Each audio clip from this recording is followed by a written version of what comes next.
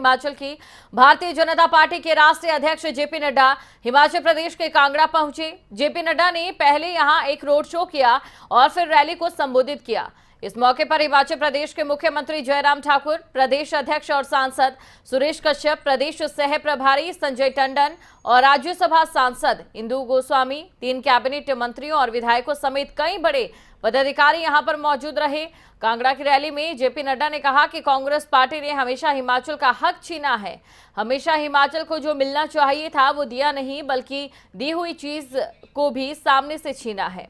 लेकिन बीजेपी ने हमेशा हिमाचल के हक की रक्षा की है और हमेशा हिमाचल को दिया है। साथ ही आम आदमी पार्टी पर भी जेपी नड्डा ने यहां पर जमकर निशाना साधा। तो बड़ी खबर आपको बता रहे, जेपी नड्डा का रोड शो, भारी भीड़ यहां पर पहुंची। तस्वीरों में भी आप देख सकते हैं, जोरदार उनका स्वागत किया। और इस दौरान जब जनसभा उन्होंने की तो कांग्रेस और आम आदमी पार्टी पर जमकर निशाना साधते नजर आए जेपी नड्डा। आपको बता दें कि खुद भी हिमाचल प्रदेश से ही ताल्लुकात रखते हैं जेपी नड्डा।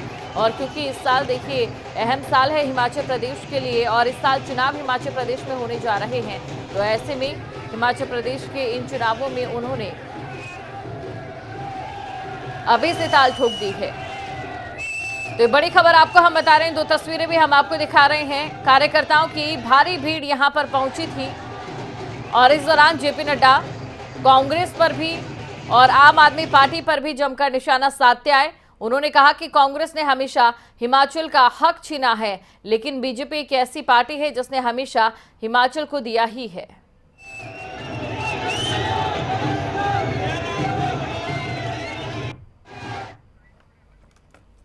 और इसी खबर पर अधिक जानकारी के साथ संवाददाता मनोज धीमान हमारे साथ लाइव जुड़ चुके हैं, तो सीधा उनके पास चलते हैं। मनोज, हिमाचल प्रदेश के लिए ये चुनावी साल और इस चुनावी साल में ताकत झोंकते पार्टी के अलग अलग और बड़े बड़े नेता, कार्यकर्ताओं में जोश का संचार भी देखा जा रहा है, क्या कुछ रहा?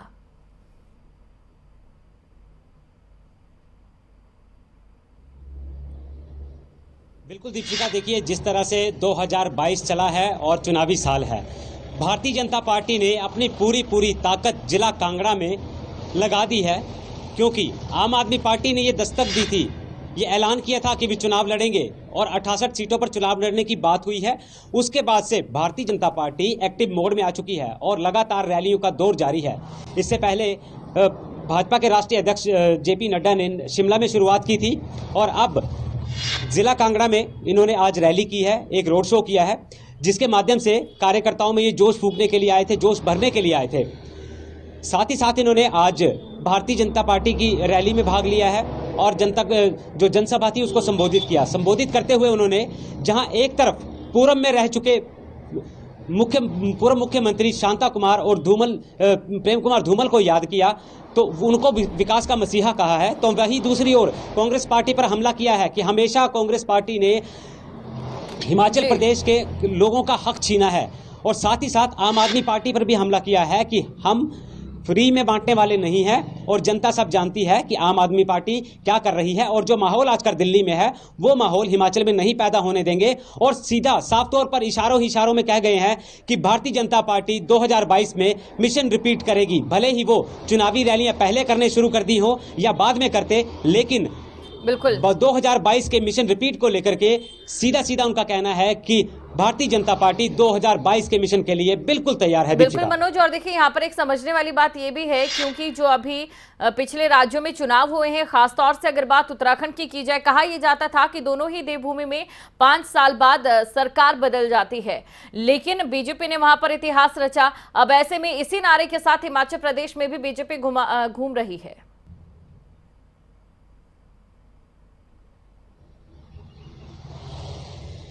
बिल्कुल दीपिका, देखिए पहाड़ी राज्य होने के नाते हिमाचल प्रदेश की भौगोलिक स्थितियां जो हैं वो अलग हैं। यहां पर सफर करना बहुत मुश्किल होता है। पहाड़ी राज्यों में किस तरह से लोग अपना जीवन यापन करते हैं वो लोग जानते हैं, ना कि सरकारें।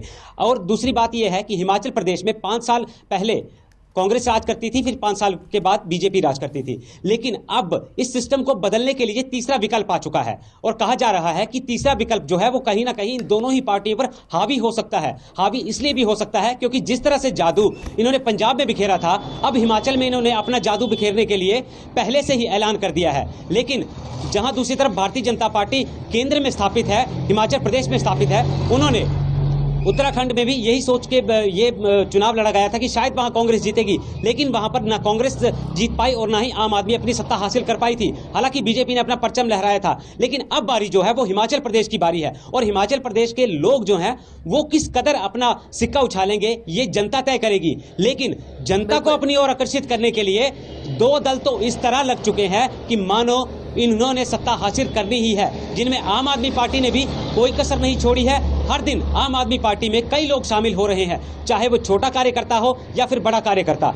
वहीं दूसरी ओर कई लोग कांग्रेस पार्टी को छोड़ के भाजपा में जा रहे हैं, तो कई भाजपा से आम आदमी पार्टी में जा रहे हैं। फेरबदल का दौर जारी है। काफी रोमांचक चुनाव जो है वो 2022 का होने वाला है, क्योंकि पहले सीधे सीधे पार्टी में टक्कर होती थी या कोई तीसरा निर्दलीय चुनाव लड़ता था तो दोनों पार्टियां ही आपस में चुनाव लड़ती थी। लेकिन इस बार तीसरा विकल्प खुलकर सामने आ चुका है और वो मुश्किलें जो है बिल्कुल मनोज, यानी कि कांटे की टक्कर यहां पर देखी जा रही है। और प्रचार की अगर बात करें तो फिलहाल हिमाचल प्रदेश में बीजेपी ड्राइविंग सीट पर बैठी नजर आती है। बहुत बहुत शुक्रिया मनोज, तमाम जानकारी को दर्शकों तक पहुंचाने के लिए। तो तस्वीरें हम आपको दिखा रहे हैं। वर्ल्ड हेल्थ के ऑर्गेनाइजेशन के डायरेक्टर ने कहा we should learn from Modi, हमें मोदी से सीख लेनी चाहिए। लॉकडाउन की अवस्था में गरीब आदमी भूखा रहेगा, उसकी व्यवस्था मोदी ने की है और आर्थिक दृष्टि से उसको सबल करने का काम किया तो मोदी जी ने। इसलिए मित्रों, जब हम कहते हैं pro active, pro responsible government, तो ये उसका उदाहरण है जो हम आपके सामने देखिए। कांग्रेस की सरकार 40 साल रही उत्तर प्रदेश में, 40 इयर्स, लेकिन कांग्रेस का कोई भी मुख्यमंत्री 5 साल पूरे नहीं कर पाया है और कांग्रेस का कोई भी मुख्यमंत्री दोबारा मुख्यमंत्री की गद्दी पर नहीं आया। लेकिन मोदी जी के आशीर्वाद से और योगी जी के तप से योगी आदित्यनाथ 5 साल पूरे करने के बाद दूसरी बार शपथ लेने वाले आजाद भारत के पहले मुख्यमंत्री हैं। कि कांग्रेस 399 सीटों पर लड़ी थी और 387 सीटों पर जमानत जब्त हुई है। यह है कांग्रेस का इतिहास, यह है कांग्रेस की स्थिति। और ये जो आम आदमी पार्टी है, ये लड़ी थी 377 सीटों में और 377 सीट पर ही जमानत जब्त। गोवा में हमको हैट्रिक बनाया, हमने हैट्रिक, तीसरी बार हम जीत करके आए हैं, स्टेबिलिटी लाई है और वहां भी हमने अपनी सरकार बनाई है। इसलिए मैं बड़े स्पष्ट शब्दों में आप लोगों से निवेदन करना चाहता हूं कि उत्तर प्रदेश, उत्तराखंड, गोवा, मणिपुर में सरकार हमारी है और आपके आशीर्वाद से अब हिमाचल और गुजरात की